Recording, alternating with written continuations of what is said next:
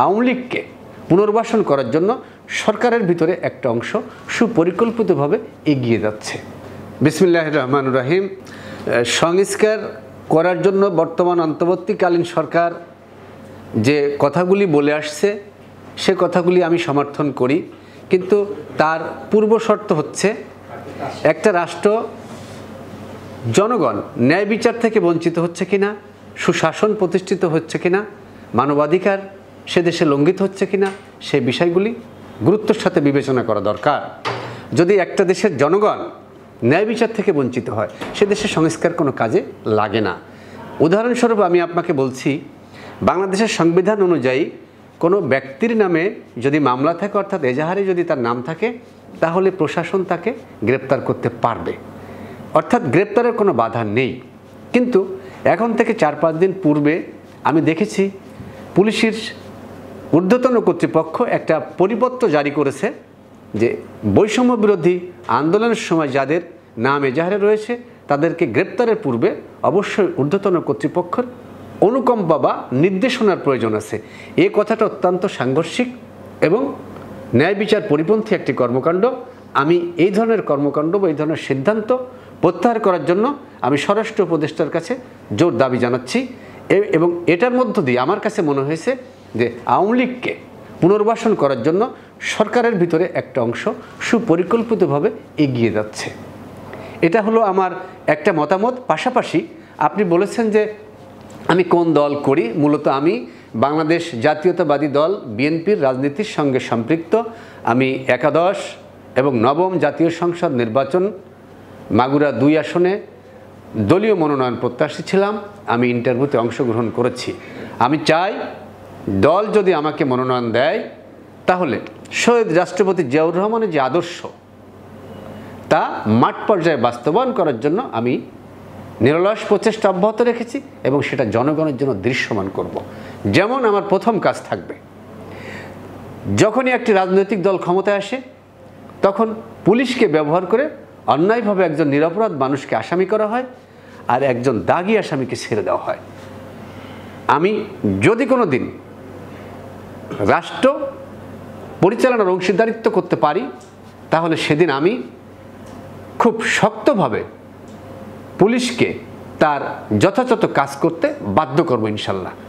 মামলা ঘটনা ঘটেছে, সংঘর্ষ হয়েছে, থানায় মামলা হচ্ছে, মামলা হওয়ার সময় দিতে হবে টাকা, মামলায় ধারা 26 রাখার জন্য দিতে হবে টাকা, চার্জশিট দেওয়ার সময় দিতে হবে টাকা, মামলার থেকে আসামিকে মুক্ত করার জন্য একটা পার্টি দিবে টাকা এবং আসামি ধরার জন্য একটা পক্ষ দিবে টাকা, আসামি না ধরার জন্য আরেকটা পক্ষ দিবে টাকা।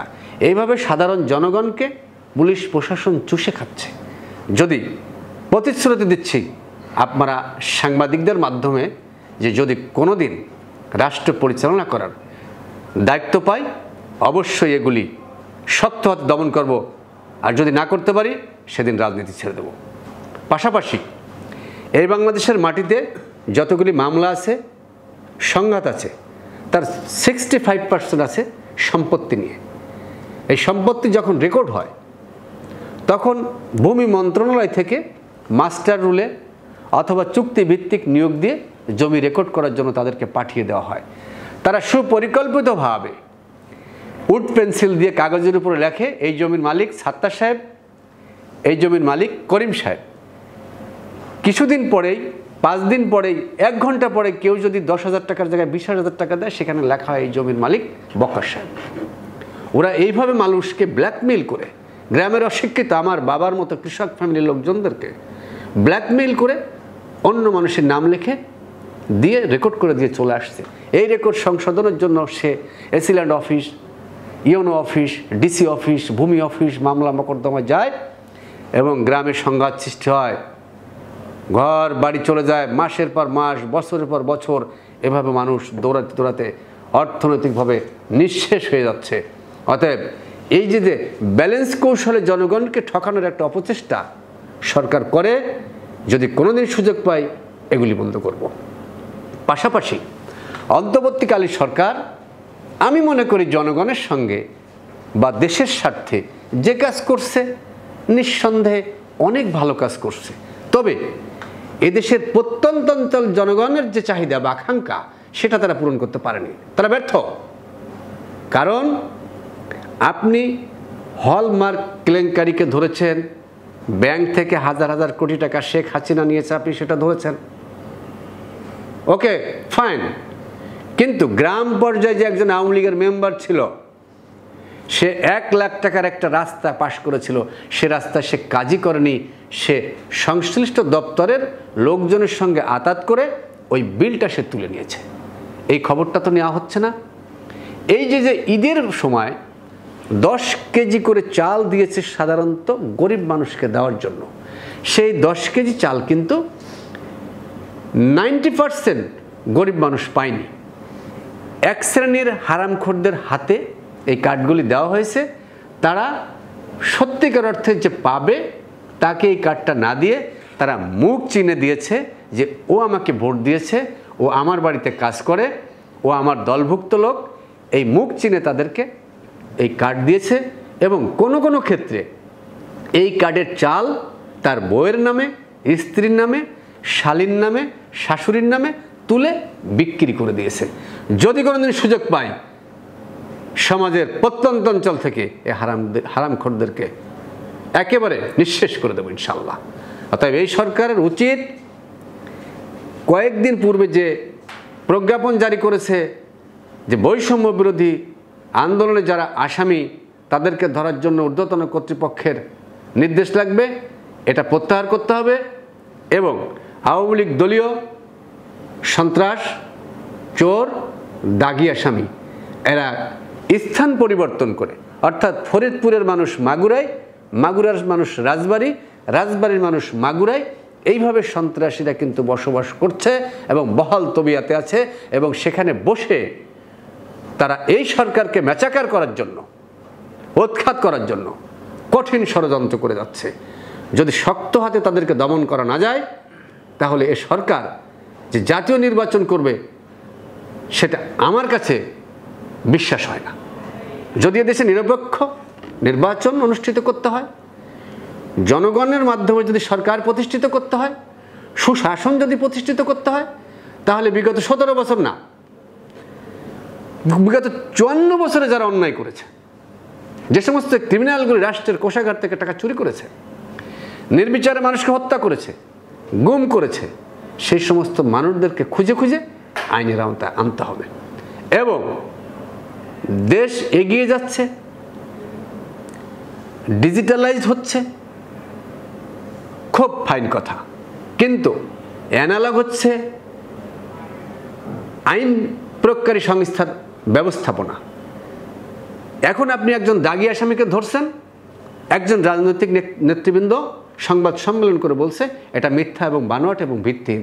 তার মানে কি? সে প্রশ্ন তুলল সংশ্লিষ্ট বাহিনীর উপরে। তার মানে বাহিনীটা যে কাজটি করেছে সেটা সঠিক নয়।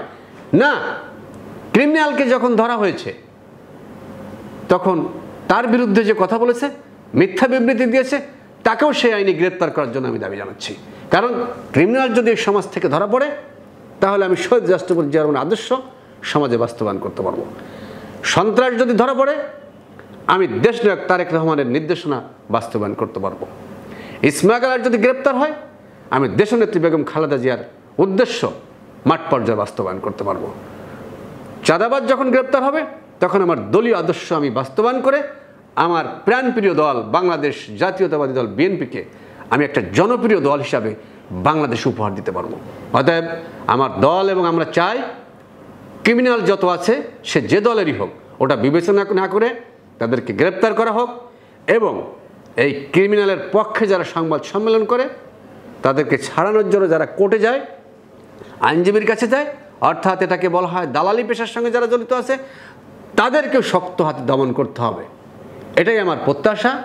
এবং পরিশেষে বলতে চাই, মাগুরা 2 আসনে যদি দল আমাকে মনোনয়ন দেয়, আমি আশাবাদী আমি এলাকার মসজিদ, মাদ্রাসা, স্কুল, কলেজ এবং অসহায় মানুষের মাঝে যে অর্থনৈতিক সহযোগিতা এবং বিতরণে আমি মাগুরা জেলায় যা করেছি, আমার কাছে মনে হয় না বাংলাদেশে কেউ তা করেছে। আমি কমপক্ষে 25 থেকে 30টি হুইল চেয়ার দিয়েছি। আমি নিজে ব্যক্তিগতভাবে শতাধিক মসজিদ, মাদ্রাসা, এতিমখানা, গোরস্থানের পরিচালনা পরিষদের আমি সদস্য হিসাবে দায়িত্ব পালন করছি এবং গরিব মানুষের খবর প্রতি সপ্তাহে এলাকায় যাচ্ছি এবং নিচ্ছি। আমি দেশনেত্রী বেগম খালেদা জিয়ার আদর্শ এবং দলীয় সিদ্ধান্ত বাস্তবায়ন করার জন্য প্রতিনিয়ত ছুটে বেড়াচ্ছি এবং এই দলকে আরও জনপ্রিয় করার জন্য আমি আপ্রাণ চেষ্টা করছি। ইনশাআল্লাহ সুযোগ পেলে আরও বেগবান হয়ে করব বলে আমি প্রতিশ্রুতি দিচ্ছি। আল্লাহ হাফেজ। বাংলাদেশ জিন্দাবাদ। বাংলাদেশ জাতীয়তাবাদী দল বিএনপি জিন্দাবাদ।